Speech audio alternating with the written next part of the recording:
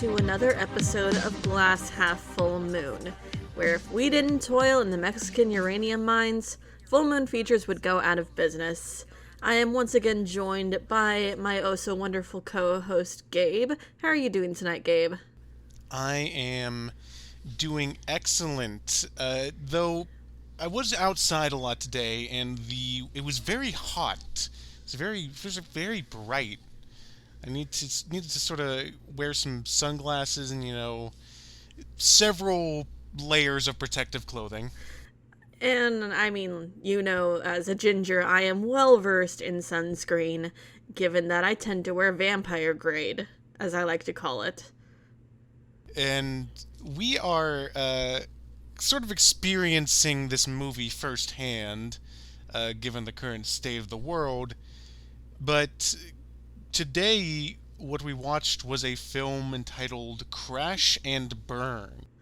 Well, secondarily, it was titled Crash and Burn. Originally, this movie was titled Robot Jox 2, even though it has nothing to do with the first Robot Jox that was made by Empire Pictures, oddly enough directed by Stuart Gordon.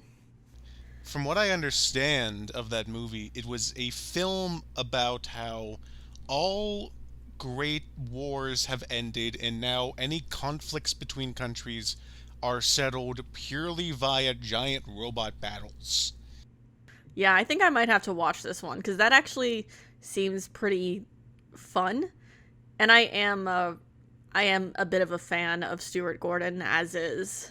So I might have to watch that one on my own time, but that's not what we're talking about today. We're talking about Robot Jox 2, Crash and Burn, or as we're just going to call it, Crash and Burn for the rest of this episode.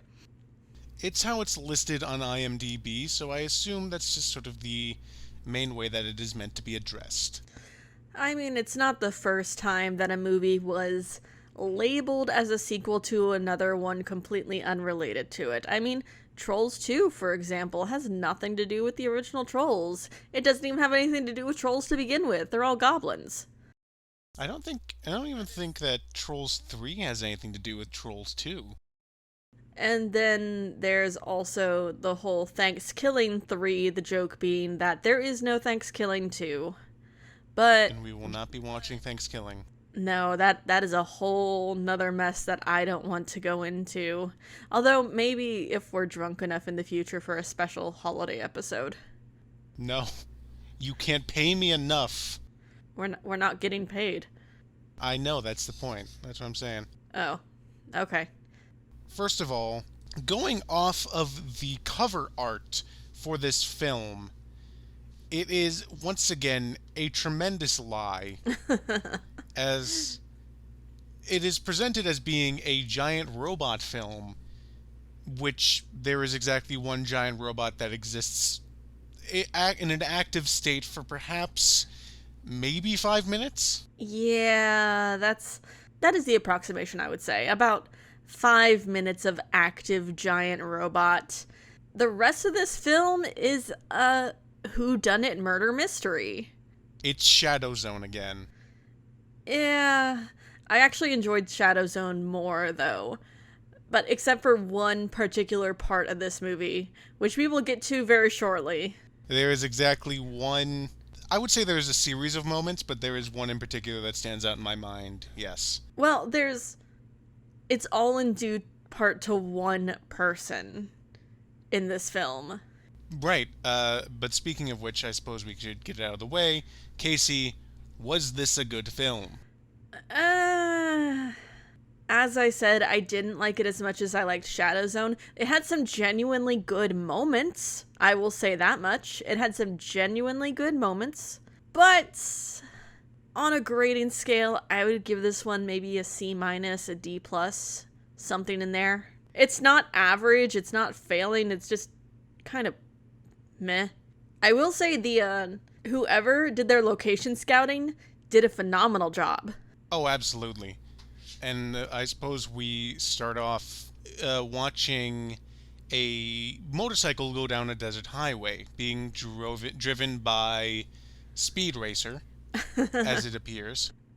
American Speed Racer. American Speed Racer, all in pure white clothes, white helmet, and they're driving down this desert highway, and they come up to a place called Bud's Last Chance. Not to mention this is all going on while the credit sequence is going, which I actually kind of liked the music they had going on with the opening credits. Like Richard Band is a pretty good composer as is, but I had a particular fondness for this opening credit music, and I think it's because it reminded me so much of a Silent Running on Dangerous Ground. Right. Yeah, it certainly set the mood well enough, and that's what I'll say. There is a good amount so far from these full moon features. The music has been fairly good. Well, I mean, it's Richard Band. Dick Band does a great job with his music. Is that seriously what you're gonna call him? Dick Band? Dick Band, you can't stop me. That's disrespectful to a degree.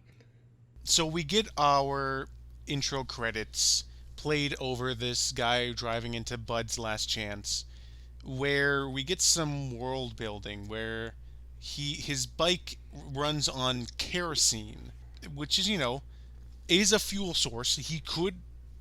His bike could run on kerosene. However, we also see a guy who looks like some kind of a weird techno mutant who's got like these weird sunglasses on and his face is covered in boils. And apparently, if you stay out in the sun for too long, that's what happens to you. Yeah, so basically the whole premise here is that the ozone layer is gone, Earth is too damn hot. And this dude, I think we later find out his name is Scratch. He's a bit touched from the sun. That is what they say. He likes to stare out of the sun and likes Batman, we later learn. But I mean, who doesn't like Batman? Fair enough. But we get some more sort of background to this apocalypse where we also get a television signal. And now this is something that I think is kind of interesting about this setting that I think was done purely by accident, which is that the setting of Crash and Burn is in a lot of ways a pre-apocalypse, where there is still some society left. There are still people going out and, doing day jobs, and there are like newscasts and all that stuff. But the wasteland exists. There are people like boiling in the sun, and it is genuinely a sort of interesting take on the apocalypse, and I found it very interesting. This isn't even your standard apocalypse. This is also like a Big Brother apocalypse, cuz like we find out that this biker dude is working for a corporation named Unicom, which I guess apparently runs everything, to the point where there's a dissenting freedom group. The Independent Liberty Union. Yeah, the Independent Liberty Union that this newscaster is obviously in support of, because he actually goes off script during his broadcast to the point where he gets cut off. The screen goes static and he is replaced with one of those we are experiencing technical difficulty things with the Unicom brand on it. So obviously this is a global corporation that has sort of taken over in regards to economy, government, all aspects of life. Are you familiar with the band My Chemical Romance? Yes, this isn't this basically just the Danger Days soundtrack or the Danger Days album? It feels very similar to Danger Days in its presentation, and it is entirely possible that Gerard Way saw this at some point and was like, "Yeah, that's cool. I'm gonna remake that and make it cool." I honestly wouldn't doubt it. I mean, like, dude's a big fan of comics and old movies and whatnot, so I wouldn't doubt if he drew some inspiration for the True Lives of the Fabulous Killjoys from this. Yeah, it again, it's an interesting apocalypse, which I think was done purely by accident. in the world in the writing of this film because there's no way they put that much thought into it, right? Yeah, but it turns out our hero dude um actually has business with our news anchor gentleman. And so after he loads up with his kerosene and Scratch just asks him why he should stay out of the sun, we end up at this TV studio. So there is one thing I want to touch on before we move forward is that he pays for his gas. He fills up his bike, and it's $30 to fill up his bike. And I'm pretty sure, and this movie came out in 1990, Mhm. that they were like, "Oh my God, $30 to fill up your tank? That's insane!" And I'm sitting here like, "No, yeah, that's about right. That sounds about right. Yeah." For kerosene, yeah, that sounds about right.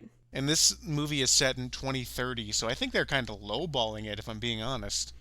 Uh I mean, of course they had no idea how things would end up this far out, so, you know. I mean, to be fair, they also brought about snake jerky, and I'm pretty sure that's a thing we do have nowadays, considering we've got fish jerky, we've got turkey jerky, we can jerky most things nowadays. Snake jerky, I'm sure, already exists. God, I need myself some snake jerky right now. I will find you some on Amazon and send it to you. I'll make some myself. I'm sure I can find a fucking snake and just. I don't know how jerky is made, but I can learn. All I know is that it tastes great. So we move forward with our hero Tyson is his name, and he's going and he's meeting up with this sort of producer, I guess you could say, out in the wasteland, who has a building that he is using and he is broadcasting various forms of media. He's got a talk show, he's got like a education channel, and this is again giving me vibes from another post-apocalyptic bit of media. Have you ever played the video game Rage? I have not. A big part of that universe is that there is like a TV station that is broadcasting like mutant slaughter across the wasteland, and just having this TV studio out in the middle of the wasteland was giving me vibes from that series. Hmm. Well, I've seen Rage 2 at work, so it might be something I actually have to pick up eventually because we do have copies of it available for the PS4. It's certainly worth at least a little bit of a playthrough, but we we start out we are on a talk show set for a man named Winston Wicket, who is talking to two porn stars. I believe they are sex workers. Sex workers, porn stars. Well, I mean, I don't think porn is their legitimate thing. I believe they are simply people who get paid to have sex with individuals. Whereas with porn, oftentimes it is faked. Right. Well, we don't know if this was like a candid camera thing. They do have footage of them having sex, which we came very close to seeing some tits, but no, no. However, the set for the talk show looks like a high schooler set. It It does. looks ridiculous. Like the man's podium that he's sort of sitting at is like wrapped in tinfoil. The back is made out of like poster board. It's ridiculous. Not to mention, like, I think legitimately the entire reason this guy has these women on his show is to berate them. Cause like he gets a call in and apparently he's saying, "Oh, these women are dirty and they're not as good as whatever synthoids are," which is literally our first mention of this entity known as a synthoid. This character on the phone says the phrase, "These prosties ain't as good as them synthoid prosties," and I am in love with the term synthoid prosties. It's so ridiculous and such nonsense. Yeah. It's another one of those things in this film where they will just say vague shit that doesn't get paid off. And like, so the phrase synthoid prosties is brought up once and is never like explained, but they finish up their interview. Apparently, Wicket is here to have sex with these two women after he berates them. And we meet our character Lathan is his name. Yeah, Lathan Hook, which I think just call him Hook from here on. Yeah, well, my notes doesn't have like a red line underneath Lathan, so I guess it's a real thing. But Tyson comes in, he's like, "Hey, I got your delivery of Freon because like the temperature is crazy out here." And he's like, "Yeah, whatever. You work for Unicom. I don't trust you corporate bastards, but I guess I do need that Freon. So I guess you can stay and do your business." And we meet another character named Aaron, I believe. Erin, yes. And Erin is Lathan's granddaughter, I guess, who is working at the station as a camera operator. And of course, literally the first thing is older guy flirting with a girl who's way too young for him. Like, she even specifically says that she's 16. They specifically say she's 16, and they're talking about her kissing, and it makes me super uncomfortable watching it. And we're going to get more uncomfortable with this character later on. Yeah, it's. I don't like it. Let's move on to the best part of this film. We find out Bill Moseley is the handyman of the station. Bill Moseley is the handyman. Chop Top from Texas Chainsaw Massacre, House of a Thousand Corpses, good big horror like actor, is here, and he is the repairman at this station, and he steals the show. He is the best part of this movie. Legitimately, his playing as Quinn is the best part of this movie. But I'm biased because I'm a huge Bill Moseley fan. So it's like anytime I see him in something, I'm just like, ooh, I'm gonna like this. Mainly for his performance alone.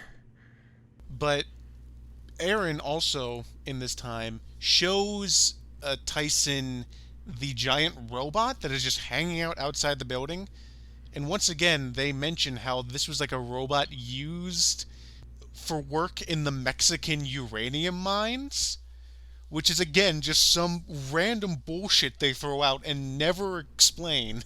Literally said once and then never mentioned again. But I love it. And we get a bit more as we're sort of wandering around the station. We meet another character. I forget her name. Paris? I don't remember her name. I literally just in my notes call her school teacher. And of course, Tyson gets all goo-goo-eyed about school teacher, and I'm just like, make up your mind on who you're creeping on. But we also get some explanation into the lore of this world, which is the reason that normal people aren't allowed to have computers is because the world collapsed because of uncontrolled computer stocks being constantly bought and sold by different countries. And I love the phrase uncontrolled computer stocks. Basically, Unicom took over when a ton of countries defrauded on their national debts. And they also decreed that computers were no longer able to be used by the common folk because they're not trustworthy enough to use them without causing another economic holocaust. And apparently robots are also banned because of some weird thing about the Book of Revelations. You were wrong. It's not an economic holocaust. They specifically say the phrase the econo collapse. Same thing. It's so ridiculous, and it reminds me of kind of like Mad Max style, where they just make up fake words to describe like real things. But yeah, robots are banned because of the Book of Revelation. Computers triggered the econocollapse. Apparently, Winston's father owns the mortgage on the Wasteland television station, and I just wrote Wasteland Mortgages in question marks. I mean, that probably means that he owns the mortgage to Unicom. I guess, but I do like the idea of some fucking. Throughout the apocalypse, society has collapsed. This entire area is referred to as the Wasteland. However, landlords still exist and still enforce rent. is very funny to me. Yeah, that is pretty funny. These guys do not ride Eternal, Shiny, and Chrome. They ride for a few centuries, kind of dull and a little matte. They ride in their beige sedans. Their little yellow Vespas. But we get more creeping on the 16-year-old, where they're like talking about how the oceans are completely polluted and how some of the women there would love to go out in bikinis. And Aaron, the 16-year-old, is like, "Oh yeah, that really you want to go in a bikini? That's stupid." And Bill Moseley is like, "Yeah, the only reason you don't want to is because you couldn't fill one out with your flat chest." And it's like, Jesus Christ. Yeah, but once again, Bill Moseley being wonderful. I guess it's. I can only hope that this character, I mean, this actress is of age, is not actually 16.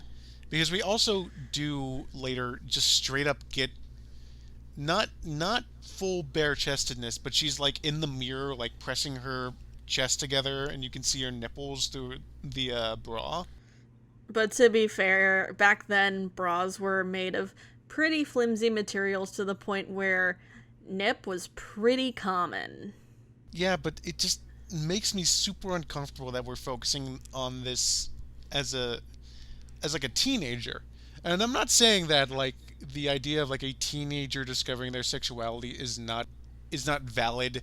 One of my legitimate favorite movies is literally about the entire notion of lycanthropy being related to female puberty. Literally one of my favorite movies, so it's not an uncommon topic in these sort of films. Right, but the thing is I don't trust Charles Band to write it. True. It's a valid narrative, but not for this movie. Not for Charles Band. We don't trust him. We don't trust Charles Band, and it's not even as though this narrative is paid off at any point. They just sexualize a 16-year-old, and it's very weird. But we get a scene where some kind of like heat wave is coming in, and it's going to be dangerous to drive out on the surface. So they're like, "Hey, Tyson, it's dangerous to go out there. Why don't you just hang out here for a bit and wait for the heat wave to pass?" It's like, "Sure, fine, whatever." Random thought. Why is it that Richard Band is a actually very good composer, but Charles Band, his brother, kind of sucks? I don't know. Well, we need to know which is the older brother. I think that's the first step in this hypothesis.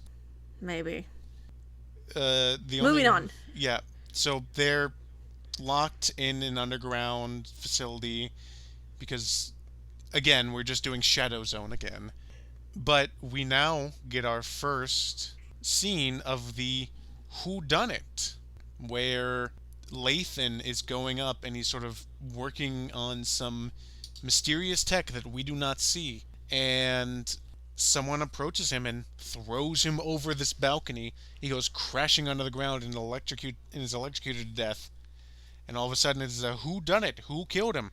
And I told you, because I saw this movie before you, to guess who you thought did it and for us to compare notes. Because I guessed right away who it was going to be. So who did you think it was? My guess from the get-go was Quinn. That was my guess as well. Yeah, because, like, we saw the boots for a bit when Hook was hanging from the balcony. We saw the boots that stepped on his fingers, and I'm just like, it could be a red herring, but those are way too big to be female. So I was like, it's gotta be a dude. Wicket is too much of a coward and way too busy with his lady friends. So the only other option is Quinn. So that was my guess from the get-go. Well, my thing was Quinn, he outright says he's not here as like a permanent gig. He just sort of goes from place to place. And they recently got here. I'm like, okay, he's got the sort of timeline of events that would lead him to be doing something like this. Yeah, because he'd said he'd been there for about 6 months. But we watch as the satellite dish for the television tower does collapse in, and just overall, the place is now even worse than it was before as we were out in the wasteland. And Quinn says, okay, we gotta go out. We gotta perform a power bypass, which is just a long way of saying we're restarting the generators. And basically, Erin comes to the conclusion while she's like in her panic state because her grandpa died that Unicom was the one who killed him. Not even that, like, I think she was legitimately just talking in her sleep No, you're to right. reveal. She was talking in her sleep to reveal pertinent information. And I'm just like, this girl's a terrible actress. Like, oh my gosh, her deliveries are so flat. She's doing her best. She's doing her I best. know, but she's still so bad. I mean, I honestly think the best actors in this movie were the sex worker ladies and Bill Moseley. Oh yeah, it's absolutely they're absolutely great. But we get a scene of Bill Moseley and Tyson going up to the surface to fix the generators, and their sort of protective gear is like a white jumpsuit, and they have goggles on, but nothing covering their face, which seems highly ineffective when we're dealing with intense heat. Yeah, but I don't imagine sunscreen is easy to get your hands on in this day and age. Because I mean, like, we find out early on that those white suits are called cool suits, and they are made by Unicom, so they are meant for temperature regulation.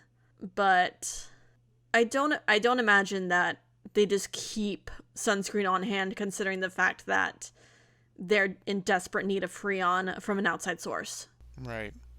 I'd expect them to at least cover their face, but they, what is interesting? They straight up fix the generators, no problem.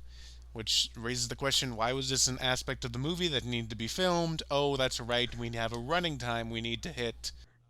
Plus, also, the two ladies bullying Winston as well, which I thought was wonderful. Oh yeah, it's great. It's very good. They tell him to go because they're not sure that they're going to be able to get water back, so they're like, okay, go to the toilet and like ladle out the water from it, and we're going to boil it. And they send Winston to go and do the toilet work. Yeah, but they're also like, oh, you're telling me you haven't drank toilet water before? I'm just like, these gals are so protective of each other, and they're just bullying this dude, and I am here for it. So, do you want to hear a fact that might make you think better of Charles Band? What? So, I was looking on IMDb about this film, and one of the trivia bits says that the two sex worker characters were meant to be more explicit drug addicts, but Charles Band thought that that was too cliche, so he had it toned down in the final script. Okay. Yeah, okay. That does win him some points. That does win him a few points there. Of course, that is, granting that this is true and not just something that he made up to make himself look better. But I mean, we've seen Puppet Master. We've seen Meridian. But we get some Erin disappears. She's doing some weird techno bullshit at a computer, and we get the traditional scenes of people just sort of wandering around and doing whatever, just so that we can get to a certain amount of running time. I will say, it must have been so fun shooting in a place like that with all the pipes and the industrial things going on. Like, major kudos to the location scout for this, because like this was a cool setting. Oh yeah, Like this building was so freaking cool. there are early on scenes where Tyson is sort of just driving through this wasteland with like concrete destroyed buildings, and it genuinely looks really good. And I also need to say that I've made the comment that this is just Shadow Zone again several times. Do you genuinely think that they reuse some sets from Shadow Zone for this? Maybe. I mean, to be fair, a lot of these movies came out within a very short span of time, within like months of each other. Considering this is our second, third movie that's come out in 1990, Right, and it won't be our last. right. So it could very well be that they've reused some things from Shadow Zone for this one. But we get those scenes, and eventually Aaron makes her way to Tyson and is like, "Hey, I found this computer that's got all these things on it, and it's basically telling me that one of the people in this facility is a synthoid who has been reprogrammed to eliminate the first law of robotics to allow them to kill." Which is as out of left field as it sounds as I am describing it. It does give us an explanation as to what synthoids are. It's basically just a fancy term for android. Yeah, it's just Blade Runner. It's just Blade Runner. Yeah, and apparently Unicom has been using them as watchdogs to keep dissenters in line. It's really. Oh, they also, at this stage, say the title of the movie, that the protocol to deactivate the first law of robotics in the synthoids is referred to as the crash and burn protocol. It's like, oh, they did it! They said the thing! I didn't even notice that. Then again, I think I was like half paying attention when I watched this earlier. I was just like, let's get this over with. But another thing that they say in that scene is that they list a series of numbers, and she's like, "This is the target for the synthoid. This is my grandfather's social security number." And I'm like, "Wasteland Social Security. That is very weird."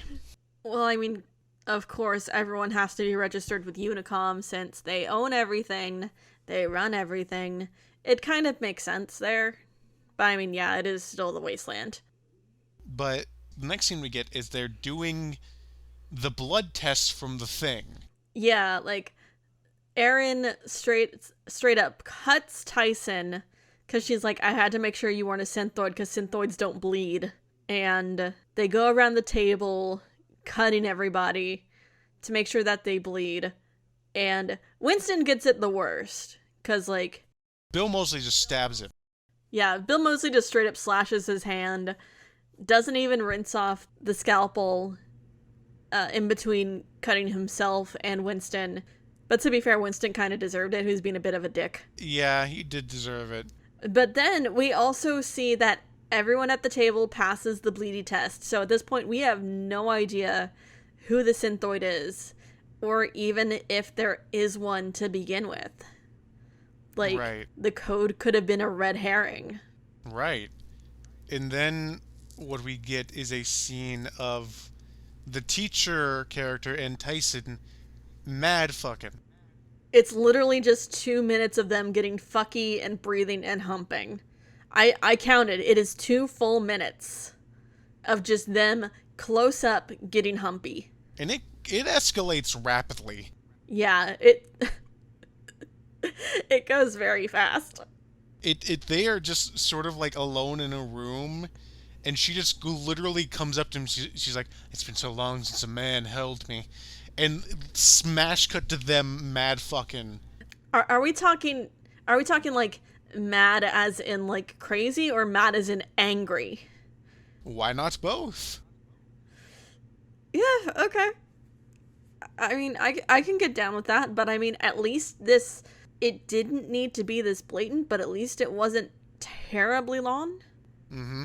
I mean, 2 minutes is still way too long, but it could have been worse. And then, after they get their fucky done, Tyson wakes up and decides to smash into the shotgun cabinet with his bare arm to pull out the shotgun, which, why was that even there to begin with? That's exactly what I say. Is what shotgun? Huh? But we also see that Winston's hand is like swelling up and it looks really gross, if I'm being Yeah, honest. it's amazing that something set in that quickly to be that bad. And Tyson goes to check out the old Freon tanks that they found in one of the storage areas, and it turns out they're full of blood. No, Freon just looks like blood. Ooh, they're full of coolant. Yes, and we get a scene of Aaron walking around, and we get some like synthoid vision, which is just normal vision but with a filter on it. And who did it? Dun dun dun, it was Quinn. We were right. We were both right. But Quinn attacks Aaron and starts to strangle her when Tyson comes up and is like, "You put her down." And Quinn's like, "I could snap her neck like a toothpick." This is legitimate. My favorite part of the movie is Bill Moseley being a bad guy, giving his bad guy monologue about getting rid of his conscience, like what Unicom calls the Jiminy chip, which I actually found very clever. And originally he's only supposed to be there to kill Hook, but then he hears Aaron talking about getting rid of people who go against the company. He's just like, I see your point there. Good point. I should be doing more murders. And he says the line of like, "There's this teeny tiny chip in my big gargantuan brain." He just goes full. He is the scenery is his buffet at this stage. He goes full on hamming it up, and it is the best. It is my favorite part of this movie. Just Bill Moseley giving his bad guy monologue as an android with partial sentience who got rid of his own conscience because he plucked out his chip. It's super fun, and he's clearly having fun himself. And so Aaron stabs him in the face with a comb, which is super effective, honestly. And they wrestle around with the shotgun a bit, and eventually Bill Moseley's like, well, first of all, Bill Moseley, the androids are super durable. He takes like a bunch of shotgun shells to the face, and he is fine. Yeah, and then he's like, how about we play a game of hide and seek? And then he runs off willy-nilly and just like, oh, okay, bye. It's really good. And if he's an android whose goal is to just kill people, why does he run off? Like, it's very silly, but it's in the best possible way. Because it's Bill Moseley. And we come to what is, I think, is the best scene in the movie, which is when Bill Moseley approaches Winston. And Winston's entire arm has swollen up at this stage. And so I should say, the reason Tyson realized that Bill Moseley was an android was he's like, okay, yeah, the Freon looks like blood. Winston was cut before the blade was cleaned, and his hand started to swell up. Therefore, they weren't exchanging blood. He got Freon in his hand. And that stuff is like super lethal against normal humans and whatnot. So it's like, yeah, it caused a ton of irritation and a ton of swelling super quick. So it's like, that actually does make a bit of sense. A little bit clever. It's like they actually thought this one out. They thought about it. That's clever. But we get a fantastic scene where Winston's like, yeah, Quinn, my arm is really bad. I need to do something about this. He's like, yeah, well, you think that's bad? Look at me. And he steps out into the light, and he's got like a shotgun blast in his head. And he's full ham, full chaotic villain, where he's walking up with Winston. It's like, hey, fat boy, you want to bake some cookies? And he grabs his arms like, ooh, it's a bit too late for for a doctor. It looks like we're going to have to amputate. And he rips Winston's arm off. And then he lifts him up into like a light fixture and electrocutes him to death. And the whole Electrocution number 2 of this movie. Yeah. And in the whole time, I don't know if you got this, but I was getting some like Ash from the Evil Dead vibes from him at this stage. I think it's just because he was doing crazy faces in a blue button-up. Which is hilarious because Bill Moseley actually was in Army of Darkness. Right. I I got a mix of Crazy Ash from Evil Dead 2 Army of Darkness and Pennywise from the It miniseries, Yeah, especially he's. with the fat boy lines. Oh yeah, yeah. But that is my vote for best scene, and he just goes scurrying off like a crazy person after that scene, and we get another scene of him approaching one of the sex workers in a shower, and we got And we get tits, our first instance of tits about babe. We got tits. our first instance of full boobage about 20 minutes from the close of the movie. We are on a kill-tacular streak. We are 4 movies in, and each one of them has had tits. And of course, he starts seducing her in the shower. He doesn't And seduce her so much as being like, "Hey, you want to fuck?" And she's like, "Cool, let's do it." and he's just like, keep your eyes closed. But like you could tell she's into it. Yeah, and she's like, that's what I'm saying. She wasn't like coerced into it. She's like here, but he wasn't saying seduce. Looks sounds like he's going like, "Hey, why don't we go out someplace where we can get to know each other a bit better, and we can." He's just like, "Hey, let's fuck," and she's like, "Cool, let's do it." Hey, you're here, I'm here, we're both naked, let's fuck. Cool, sounds great. But then she opens her eyes and sees that he's got holes blown in his head, and And a metal plate and a skull for the second time. for the second time. And she is also like electrocuted in a very odd fashion. Yeah, he grabs the shower head and electrocutes her. But Right. they did say the water pump was electric based, which is why Yeah, they had to pull water from the toilet. yeah. But at this point, all of the survivors get together. Bill Moseley has a shotgun now for some reason, and he just goes to town. He blows one of the other sex worker off her feet with the shotgun, and now we're down to our last 3 characters. It seems that Tyson has killed him by knocking him into some electrical equipment, and they're like, "Okay, we gotta Never get out." trust the villain to be dead the first time. Oh yes, the previously dead killer comes back for one last scare as they get out to the surface and they're trying to escape. Where Bill Moseley jumps down onto their car and proceeds to do this stunt scene where he's like on the hood of the car and like reaching in trying to strangle them to death. Yeah, crashed in through the windshield, trying to reach in and get to them. Pretty decent driving stunts here, actually. Like, kudos there. Like, really well done. You could tell that they were still trying to be safe about it, but trying to get the most out of what they could do with it. So, kudos. It was pretty darn good.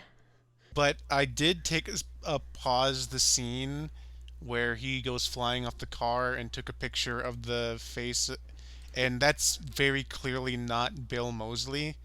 Like the stunt actor doesn't even have hair, while Bill Moseley had hair as that character. It's so blatantly not him that it's very funny. I mean, obviously, it's a stunt actor. I don't know. Bill Moseley is. I feel like Bill Moseley would do his own stunts. I guess it depends on the film, but I mean, that could also be a life cast. A very poorly done life cast, but a life cast nonetheless. Right? Could be not a real person. It could just be a dummy in a suit. But they are fighting. They're fighting Bill Moseley. He's got a prosthetic on that makes him look like Sloth from the Goonies, where Yeah, one like eye is just sort of falling off to the side. a little droopier than the other. He's been through a lot. He has been through a lot, and he goes through even more as a power tower, as like a power line A tower power falls tower. on him. That's what I thought. That's A power tower. okay. A tower falls on him, pinning them both to the ground. Aaron is like, "We need to get them out. How do we do this in the most effective way possible?" "Oh, I know. I'll turn the giant robot back on and lift the tower off of them." Which we get a scene of her like running out, the robot in admittedly is a very good puppet. It's a good puppet. The way I wrote it in my note is little girl and a big bot. Right. Like, apparently this robot's fucking huge, like 80 feet tall or something. Oh yeah, it's absolutely massive. and they lift it up, and Bill Moseley's like crawling on the ground trying to get to Tyson when the robot just Yeah, because he self-amputated his legs and his arm to try and get to Tyson, and so I just wrote in my note, I'll bite your ankles. he's going at it super hard. He is here to complete his mission. He's got full Black Knight vibes going. But then the giant robot steps on him in a comedic way, and then the giant robot turns off, and that is the end of that giant robot you see on the cover of the film. 5 minutes. But then we get one final twist, where when they go back inside to find Erin, she was looking at something on the computer. It turns out there were two synthoids. Dun dun dun! Sudden reveal that school teacher is a synthoid. Plot twist! She jumps on Tyson, starts strangling him to death. When Erin comes back and just has a shotgun and says something that was supposed to be a one-liner, but it really sucked, so I forgot what it was. I also But we forgot get a head what it was. explosion. Headshot! It sucked, but it was a head explosion. Android headshot. Which I also need to say, why was this android so easily dispatched by a shot to the head when Bill Moseley was not? Maybe it's because this one was a bit closer range. Or because this one was a woman. That's sexist. I know, but it's something that Charles Band would write. Yeah. Either way, we end up back at the gas station with Tyson and Erin leaving while Scratch stands on the side of the road watching a bunch of police cars go down the way headed towards the TV station. And obviously it's like, yeah, Unicom found out that there were illegal computer supplies there, so they're going to go check it out. Thankfully, we got out of there in time. Time to join the resistance. Yeah, I feel like this was setting up for a sequel with Tyson and Erin getting together while working with the ILU. Yeah, and we watch as they drive off into the sunset, and that's the end of this movie. And if I'm being honest, if like Blumhouse wanted to make a sequel to this movie, there was so much vague bullshit in the background of this movie. I feel like you could genuinely pull it off. Yeah, because I mean, literally a sequel to this would be completely focused on the ILU, which we only got vague mentions of throughout this entire movie, but it's supposed to be like a huge plot point. I feel like this could almost be like a Real Steel / Scanners situation if you do this correctly. Right. Oh, I can imagine them doing or like a sequel. Videodrome, not Scanners, Videodrome.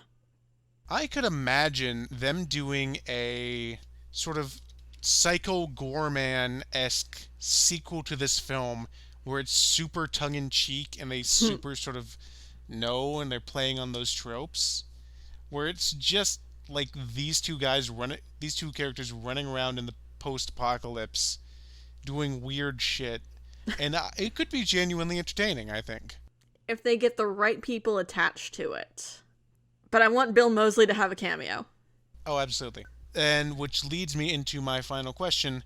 Would you recommend that someone watch this movie? I would recommend this to someone if they are familiar with Bill Moseley's work and they like the way he do. Because, like, if you're a fan of Bill Moseley, yeah, definitely watch this movie because it's a great use of his talent.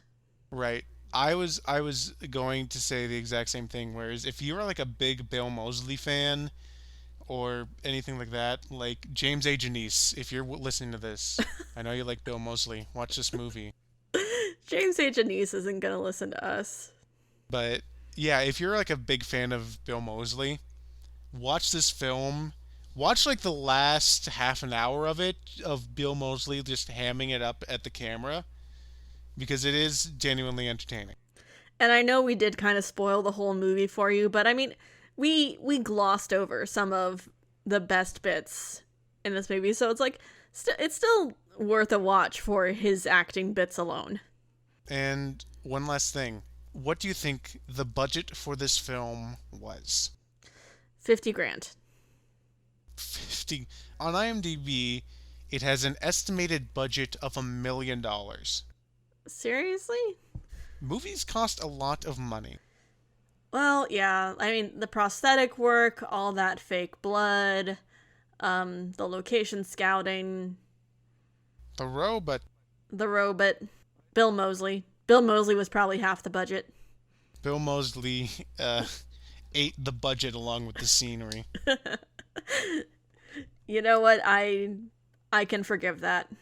But anyway, What are we watching next episode? I'm glad you asked. Next episode, we are getting into our first sequel, Puppet Master 2. Yay!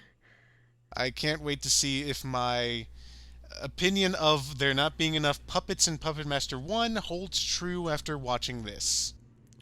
I read a tiny little bit of the synopsis so far, like the very beginning stuff.